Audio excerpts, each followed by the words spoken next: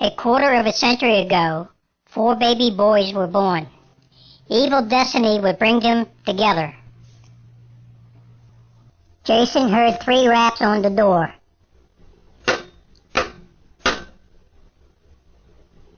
Each one more powerful than the other.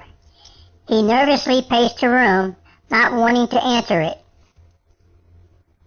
"Who is it?" he asked with hesitation.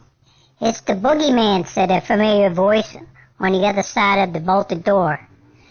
Jason opened the door, repulsing from the stench of death that gushed in. "What's wrong, Freddy?" "I'm hearing the voices again." Freddy lowered his eyes to the ground as he repeatedly flexed and clenched his fingers into his fists. "Is it time?" Jason dreaded the answer. He wasn't sure how he got involved, but it was out of control and he knew it. It terrified him. Freddy's eyes rolled up in anguish. "Call LF, tell him to get prepared," he grunted in pain. "Tomorrow is the full moon. It's our time." Jason hated full moons. The only time he felt safe were on moonless nights. As he reached for the phone, a hideous scream came from the back of the room. The house was dark and fear filled the air. "Michael feels it too. Find his medication, Jason. We must contain him through the night." "Why does this urge control us, Freddy?" But Jason knew why. Vindication was the answer. He fumbled through the medicine cabinet for the strongest prescription he could find. He knew Michael wasn't taking his meds, and he especially needed them for the 4th season. Jason popped the cap off the pill bottle, poured out 2 into the palm of his hand, then darted to the back of the room towards the screams. Jason sat on the edge of the bed where Michael lay in sweat-drenched covers. "Michael, wake up! You're dreaming again!" Michael jumped from Jason's touch. "The pumpkin! I can smell it burning! My sister!" "I didn't mean to," Michael sobbed. "She's all bloody, Jason. Her hair, her face, her gown. I couldn't control myself." "Shh! It's okay, buddy.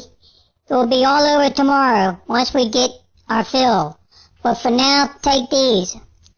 Michael gagged as Jason shoved the pills into his mouth, sealing his lips with a firm grip, forcing him to swallow.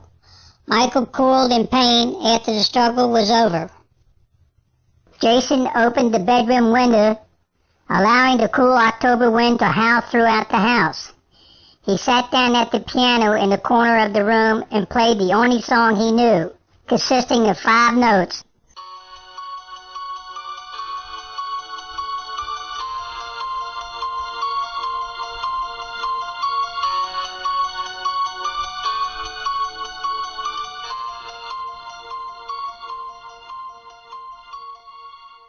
The monotonous high-pitched tune deadened out the harrowing shriek of pain and agony that filled the house throughout the night and into the next day.